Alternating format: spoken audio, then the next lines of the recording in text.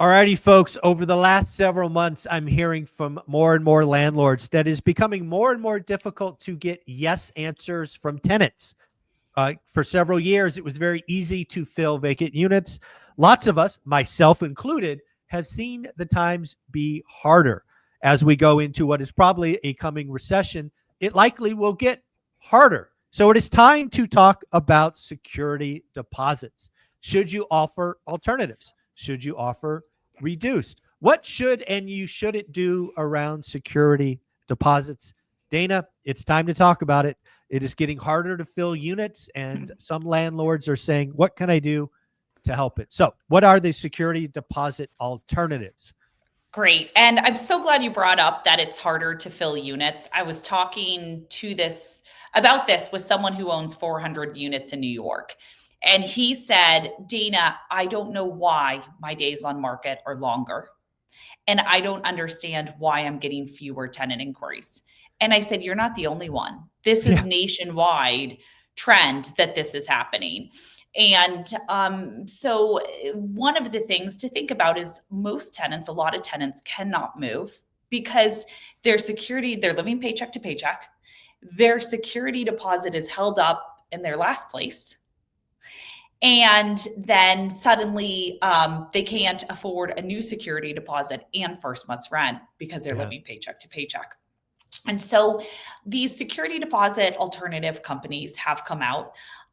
Probably the largest ones that you've heard of are the guarantors, Rhino and Jetty.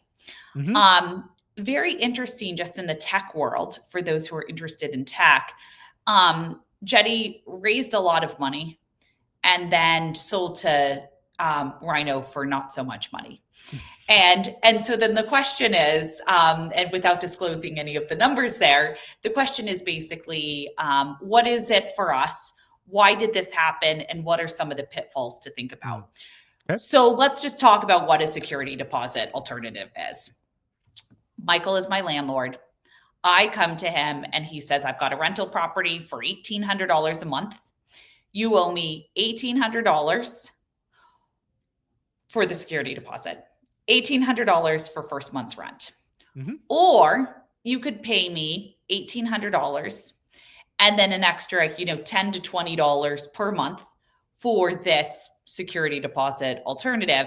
And you don't even owe Michael a security deposit at all. You're just paying a monthly fee and it doesn't go to Michael, it goes to the insurance provider. Right. Now that actually sounds phenomenal, right? And it's an insurance, so Michael can put an insurance claim in with the insurance company if I, as Dana, his tenant, doesn't pay when I move out. Michael, what do you think could go wrong? Oh my God. Tenants could bolt quickly. They could break leases.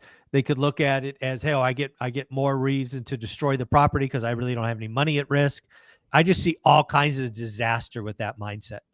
Yeah. So the first one I would say is insurance companies are out there to make money, right? It is to make money.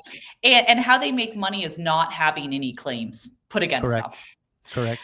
In this case, you can imagine probably 100% of landlords put a claim in after the tenant moves out to this insurance provider to say, my tenant damaged the place. Yep. They didn't leave it in the move-in condition and all of that. Mm-hmm. So now they've started putting caps on what the landlord can get from the insurance provider. And it's not always the full amount of the security deposit. Yeah, less than that. And then you as a landlord are out of pocket or chasing the tenant down. That's number one. And then number two is that if I'm a tenant and I'm paying a monthly fee, and I know someone may come after me for it, but I didn't pay a security deposit, I'm not getting anything back. Right. I am less likely to leave it in the best condition. Oh, clearly. Oh, absolutely. And so, those are the risks. Do I think that security deposit alternatives have their place and think they're great for some? Absolutely. But I disagree. You need to understand the risks. You need to understand the risks. No, Dana, you're being polite because these are other private entities and you probably know the founders and blah, blah, blah. I don't have to be polite. That's a horrible business. There is no way that will be profitable long-term. businesses like that come about. It's an interesting idea. Totally agree. There is a need because most people don't have the deposit. I get why it was created. It's just a Mhm. horrible. It's like one of those ideas. Like in practice, in the real world, it's stupid, and you're going to lose a lot of money, in Yeah. my opinion.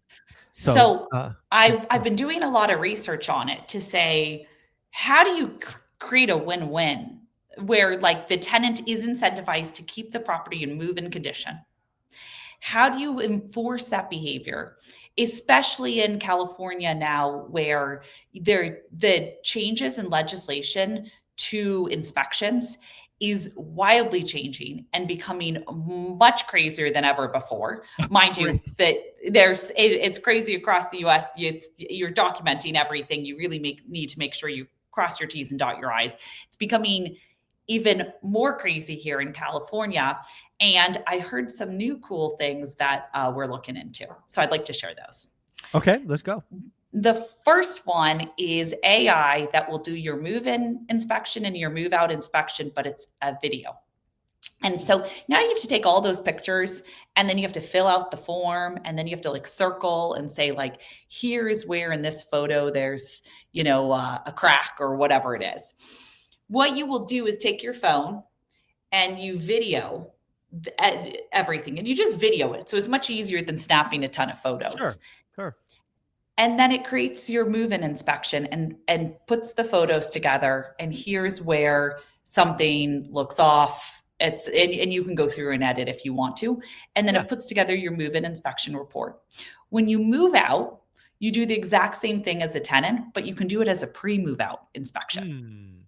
There you go. And so you can do a pre-move out inspection, and then you can tell the tenant, then it will compare the two and say, this is what it looked like first. Here's what it looks like now. And you could do it for pre-move out and also move out because their furniture will be out. But then you could say, tenant, you want 100% of your security deposit back because I'm holding that.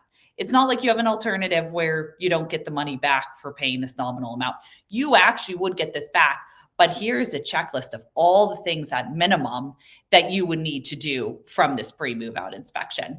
So Yeah. I think there's some other, if your problem is with it, the move in, the move out, et cetera, I think there's other ways to look at how do you use technology? How do you use incentives to just incentivize good behavior? So anyway. Yeah. I just came up with this. And again, I to be clear, I've never done this. I've never thought about it. It's just what I thought about when you asked the question earlier, how can we incentivize? So let me throw this at you. Again, it's a crazy idea. Let's say you put inside your lease, again, in this example, you took an $1,800 deposit. What if you put in your lease something like this? It said, hey, if you live here for 2 years or longer, Mm-hmm. and you decide to move, you can actually earn a bonus on your deposit if it's left clean. Like you could earn a 50% bonus. So instead of me returning you 1,800, I return to you 2,700. And Wow. the reason I picked 2 years is because usually a 2-year turn is somewhere between 4 and 5 grand, or it can be. Yeah. But if you incentivize the tenant and you tell them at move-in, if you leave it in a this shape, when you leave, you actually get a bonus. Yeah. What do you think about something crazy like that? Yeah, no, I love where you're going with it. It's all about making sure that they have some sort of stake in the game at the end to even go above and beyond. Because I think a lot of tenants will try to do the move out cleaning themselves. They try to like patch together with toothpaste the wall. You've seen it all, and it doesn't put it into the condition that another tenant would want. Then you're out of pocket. You're going to them explaining the security deposit deductions. They think you're a slumlord. There's a lot of negative just negativity across that whole move out. And you're right. This is something where they'd be like, great, if I get that extra money, I'll really make sure that I'm leaving it in a great condition. Well, let's talk about what landlords should do today. Again, it's getting harder and harder. You're right. You have that landlord 400 units in New York. I have over the years had to decide, what do I do to incentivize? So what do you think, Dana? Should somebody offer half off first month's rent or half off deposit? If you had that choice, half off deposit or half off first month's rent, which one would you choose? I would probably do, it's a good question. I'd probably do, I'm gonna think about that one because one's refundable, one's non-refundable. Yep. Probably half off first month's rent. Yeah, that's what I would do as well. When in doubt, I do first half off first month's rent because again, I want to make sure as the landlord I have as much security as I can. Again, I'm in California, so I'm limited on how much I can ask for. So I want to make sure I'm protecting the backside of this transaction, which is the move out, as much as I can. Yep. Yeah, so that's what I would choose as well. I have another question for you. I learned Okay. about another company we're looking into where Okay. the tenant can pay their security deposit over the first 4 months. And it's backed by the company and they have a small fee associated with it. So if you're thinking about trying to incentivize where they still have their security deposit, they want it back, but they can pay it over 4 months versus a huge hit right up front, especially when you have moving costs and all sorts Yeah. of things. What are your thoughts on that?